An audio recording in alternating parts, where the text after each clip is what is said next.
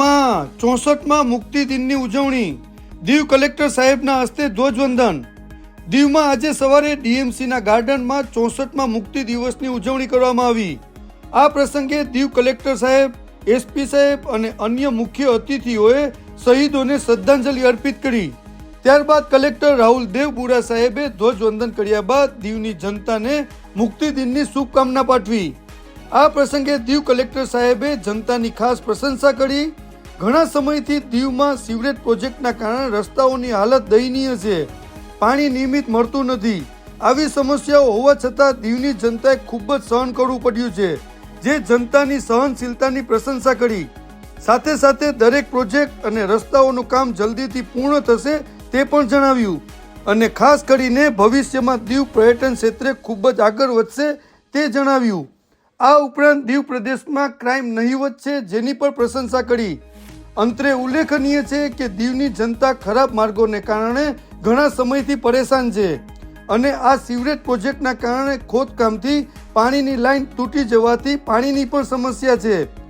જનતાને સારા રસ્તા જલ્દી બને, પાણી પણ નિયમિત મળે તો જ દીવનો સાચો વિકાસ માની શકાય, કેમ કે સારા રસ્તાઓ અને નિયમિત પાણી મળે તો જ દીવની જનતાનો વિશ્વાસ જીતી શકાય એમ છે। हम सभी इस प्रांगण में इस मुक्ति दिवस को मनाने के लिए और शहीदों को श्रद्धांजलि देने के लिए एकत्रित हुए हैं।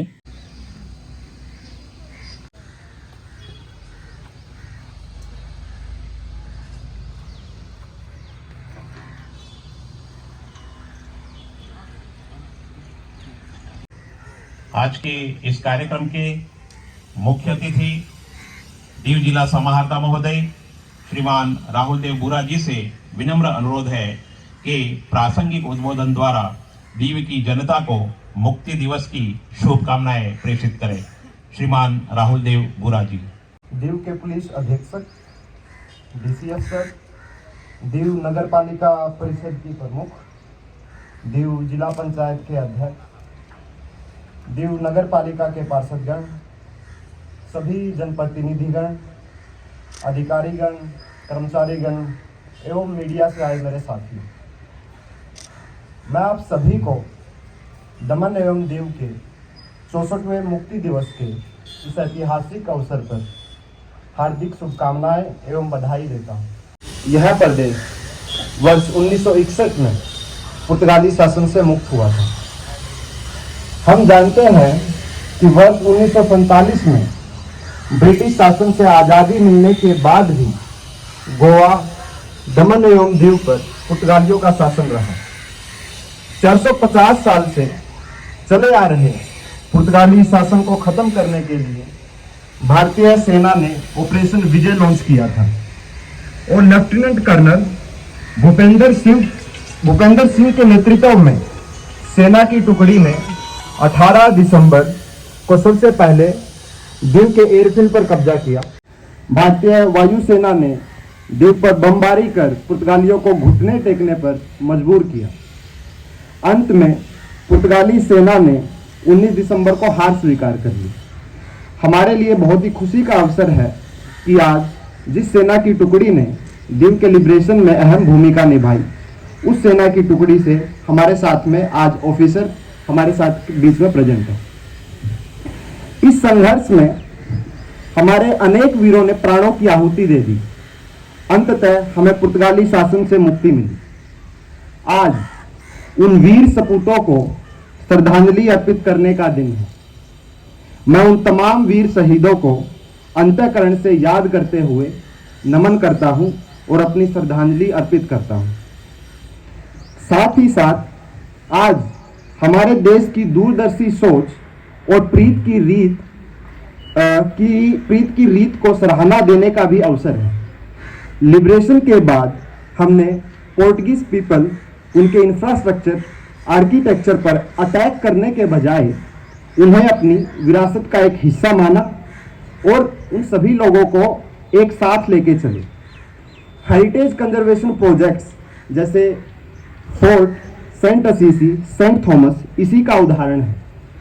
इसी सोच की बदौलत है कि आज भी दोनों देशों में मधुर संबंध है और हमारा इंडियन डायोस्पोरा पुर्तगाली वीजा फैसिलिटी के द्वारा पुर्तगाल में हमारे देश के कल्चर को प्रमोट करता है और हमारे संबंध को इकोनॉमिक और कल्चरल लेवल पर जीवंत करता है।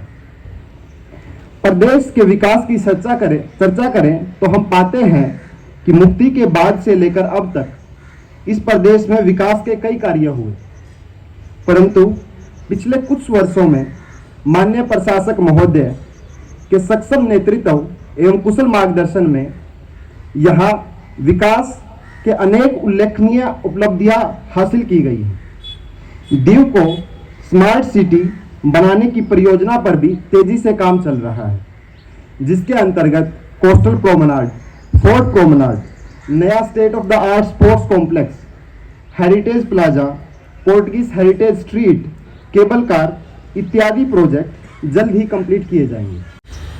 दीव की अर्थव्यवस्था का एक महत्वपूर्ण सेक्टर मत्स्य उद्योग है। दीव की आधे से अधिक आबादी अपनी जीविका के लिए इसी सेक्टर पर निर्भर करती है।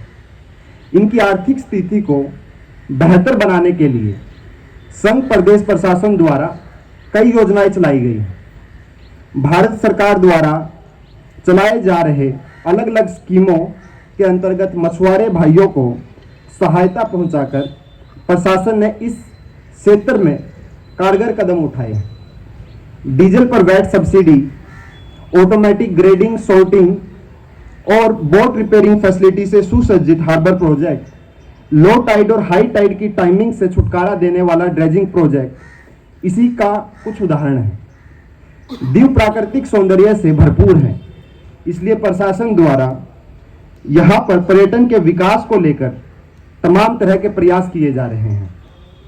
प्रदेश की नैसर्गिक सुंदरता को बिना कोई नुकसान पहुंचाए विकास की इस गति को बनाए रखना हमारा लक्ष्य है।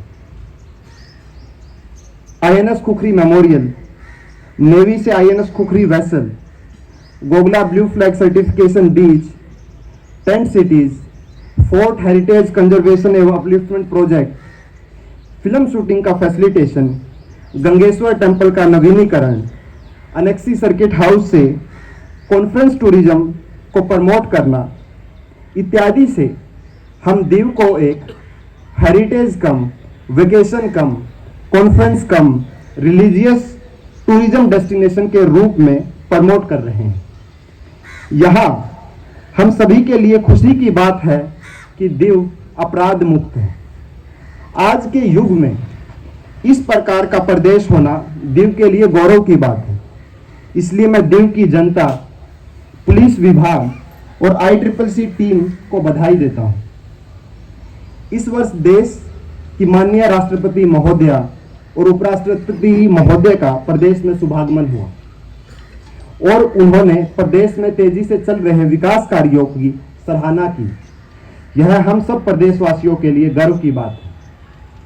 माननीय प्रशासक महोदय के सक्षम नेतृत्व एवं कुशल मार्गदर्शन में संघ प्रदेश प्रशासन के सर्वांगीण विकास के लिए प्रतिबद्ध है और हर स्तर पर संपूर्ण पारदर्शिता एवं समर्पण के साथ विकास कार्यों को क्रियान्वित किया जा रहा है।